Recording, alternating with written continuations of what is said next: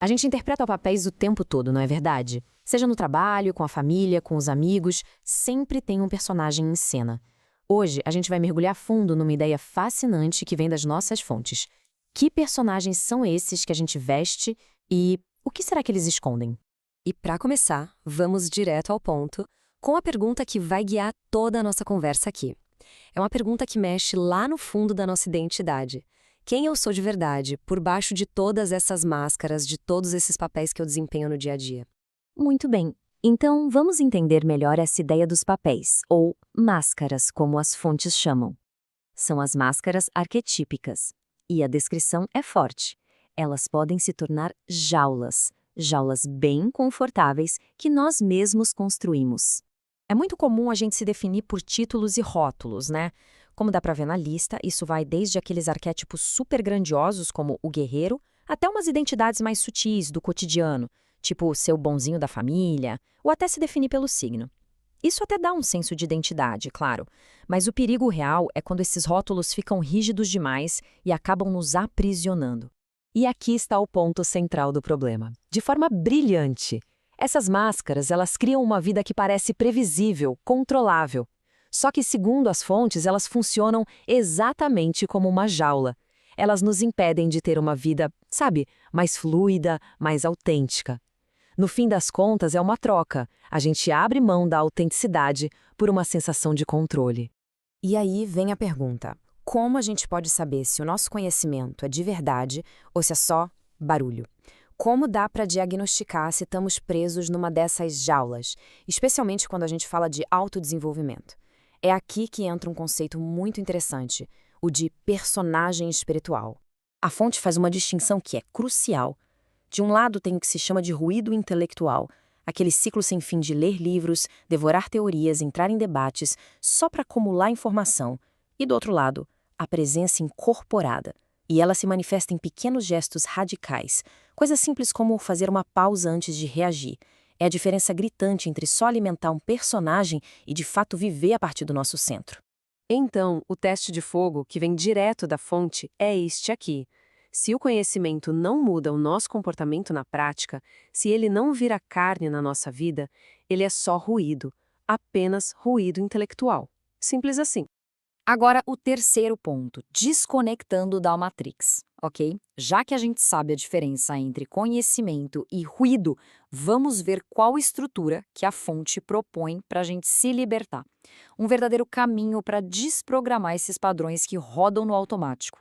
A fonte usa o termo Matrix, mas atenção, não se trata de um inimigo lá fora, é um sistema interno. É a nossa própria programação de papéis que a gente alimenta com escolhas inconscientes para evitar a verdade e manter uma sensação de que estamos separados de todo o resto. E como contraponto a isso, surge o Codex Unum. Ele é apresentado como um sistema, uma ferramenta conceitual, para desprogramar a mente dessas prisões, para de fato nos desconectar dessa matrix interna e reativar o que a fonte chama de nossa consciência original, unificada. Chegamos ao quarto ponto. Pequenos gestos radicais. E o que é mais interessante aqui é a simplicidade da solução proposta. Não se trata de fazer grandes esforços ou transformações gigantescas, mas sim de pequenas e poderosas ações no nosso dia a dia. É assim que o conhecimento finalmente vira carne.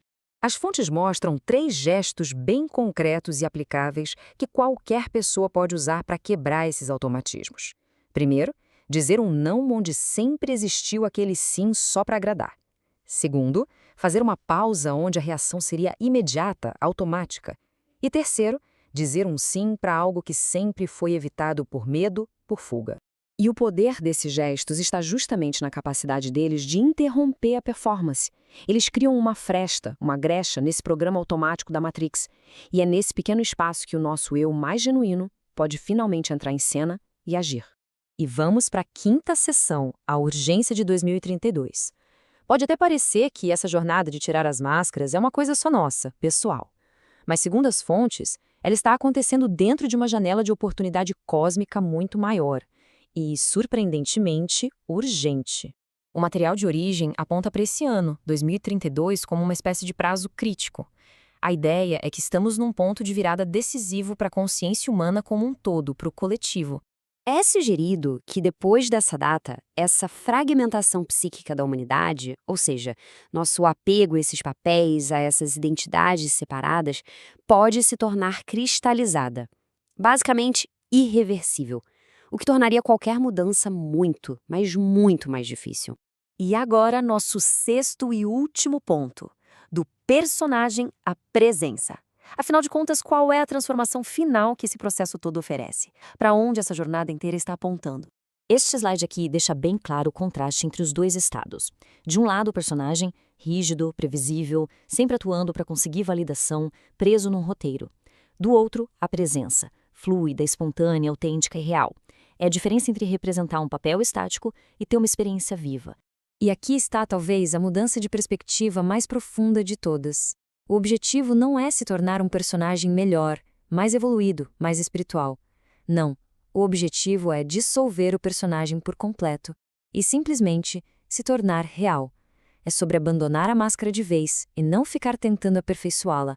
E para a gente fechar, fica uma pergunta que traz toda essa ideia para o campo pessoal, para a gente refletir de forma prática. Qual seria aquele único gesto, por menor que seja, que pode parar a nossa performance e dar início à presença? Quem sabe, ainda hoje.